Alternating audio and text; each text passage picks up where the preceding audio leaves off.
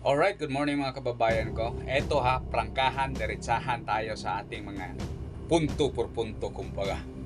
Eto mga taong ngayon na humaharap dyan sa Senate hearing, hindi talaga ako maniniwala na sila'y mga estupido, sila'y mga bobo, sila'y gonggong, sila'y ignorante, sila'y incompetent.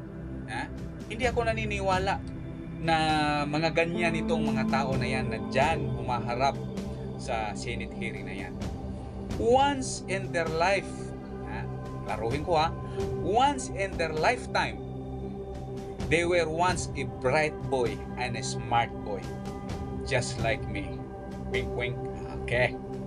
So, ngayon, bakit ba parang mas pinili nila ang magiging dumb, magiging foolish, magiging ignorante, ang pagiging competent, at kung ano-ano pa. No? Bakit hinuhubad nila ang kanilang tinatawag na reputasyon, integridad, at dignidad? Anong rason?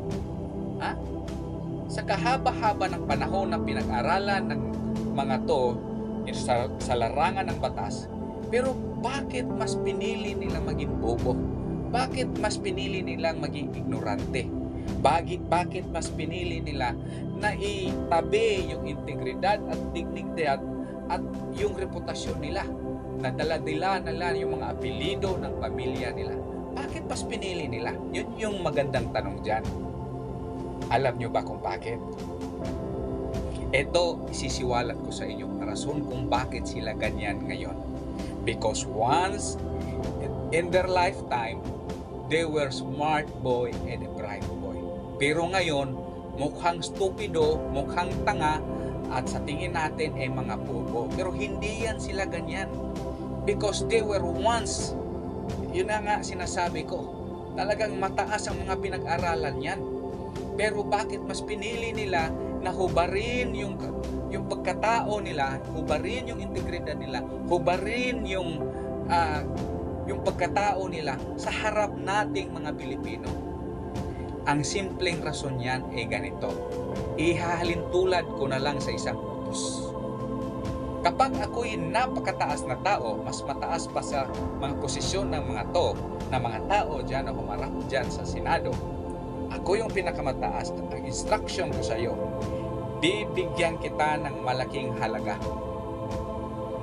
Magbuang ka lang, mag-amaw-amaw ka lang sa Bisaya, maging stupido ka lang, maging bobo ka lang, tanggalin mo yung dignidad mo, tanggalin mo yung integridad mo, iwan mo sa bahay mo yung reputasyon mo. Wala tayong pinag-uusapan. You just have to follow my orders.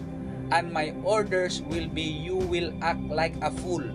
You will act like a stupid. You will act like an ignorant.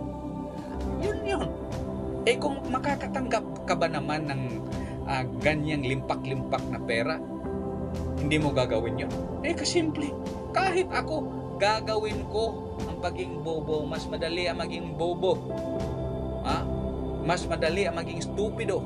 Mas madali ang maging ignorante. Mas madali ang magiging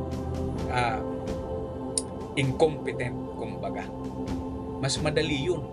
Kasi walang accountability yun. After all, after this mission, quits na tayo. Lipad. I have the money to spend the rest of my lifetime already. Enough to spend the rest of my family's needs. Kaya ganyan kadali ang magiging bobo, magiging stupido, magiging ignorante. Kahit ano pa man yan, kayang-kayang gawin yan kapag pinag-uusapan pera. I hope na nakuha ninyo ibig ko sabihin. Mga kababayan ko, these people were once a wise man, were once a bright man, were once a reputation, were once have that integrity, were once have this called dignity. Pero mas madaling ibenta yon kapalit ang milyon-milyon. Magandang araw.